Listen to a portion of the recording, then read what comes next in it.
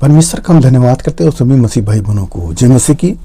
मेरे प्यारों, आइए प्रभु का वचन सुने और अपनी सारी चिंता परेशानियों को प्रभु के हाथ में सौंप दीजिए।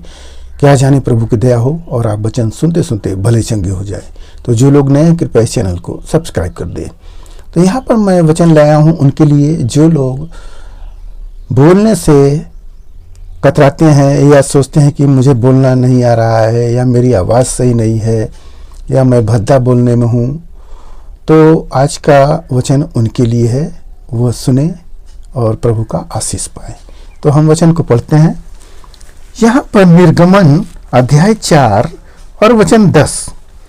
मूसा ने यहोवा से कहा, हे मेरे प्रभु, मैं बोलने में निपुण नहीं, न तो पहले था और न जब से तू अपने दास से बातें करने लगा।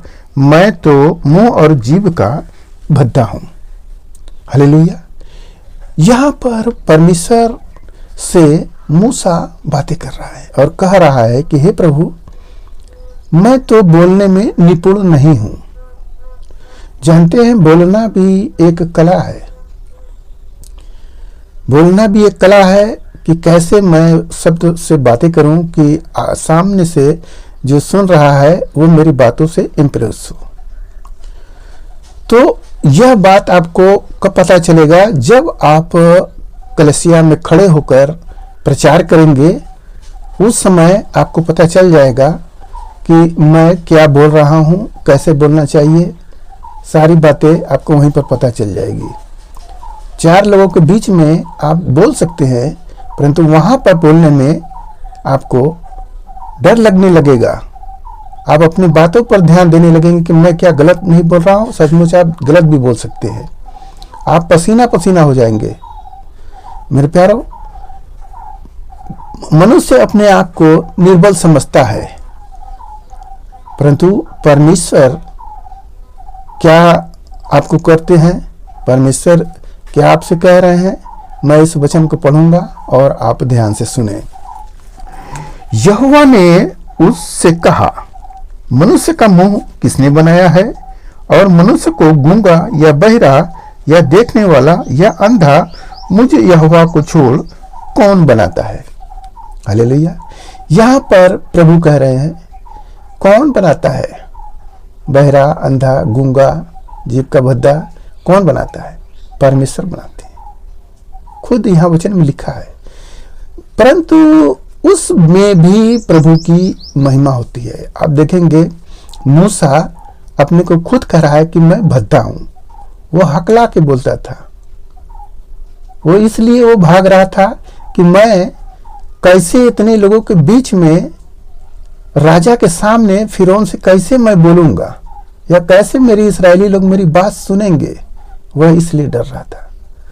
मेरे साथ भी ऐसा हुआ, परंतु मैं यह विश्वास रखता था कि प्रभु हमारे साथ है और प्रभु की आत्मा मुझ में होकर बोलती है। जब प्रचार कोई करता है तो वह प्रचार करने वाला वह नहीं, बल्कि वचन में लिखा है कि वह पवित्र आत्मा आप में होकर बोलेगा। जो भी बोलना होगा वह तुम्हें खुद सिखाएगा।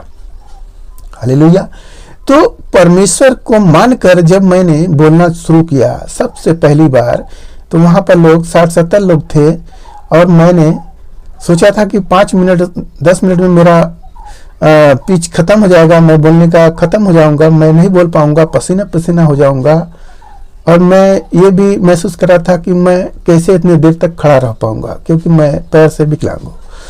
परंतु वहाँ परमेश्वर का सामर्थ मुझे मिला और मैं वहाँ पर प्रचार लगभग 45 मिनट तक किया और भी ज़्यादा करना चाह रहा था। मुझे वचन पर वचन मिलते जा रहे थे। तब मुझे विश्वास हुआ कि सचमुच परमेश्वर कमजोर तो है, मैं ज़्यादा देर तक बोल नहीं सकता, मेरी गला बैठ जाती है, फिर भी परमेश्वर वहाँ मुझे सहायता किया। तो मेरे प्यारों, अपने आप को निर्बल न समझो। परमेश्वर आपको बलवंत करता है। जब आप जिस काम को करेंगे परमेश्वर से प्रार्थना कर लीजिए, परमेश्वर वह सामर्थ्य तुम्हें देगा। हालेलुया। तो आज के इस कार्यक्रम से आपको पता हो गया कि परमेश्वर सब कुछ बनाता है भला, और जो आपको समझ में आ रहा है कि यह बुरा है, तो वह बुरा ही में ही भलाई छुपा है। परमेश्वर हर चीज के नीचे एक फूल सुंदर है तो उसके नीचे एक कांटा लगाते हैं।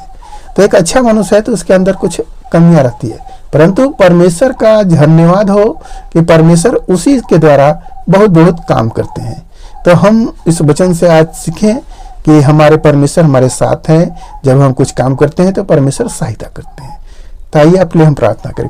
मान परमेश्वर, हम आपका धन्यवाद करते हैं इस मुसरा आज के दिन प्रभु जो ये वचन मिला, जितने सुने प्रभु उन्हें आशीष मिले, उनके घर परिवार में सुख शांति बनी रहे, सभी लोग भले चंगे रहे। धन्यवाद करते हुए प्रार्थना यीशु मसीह के नाम में, आमीन।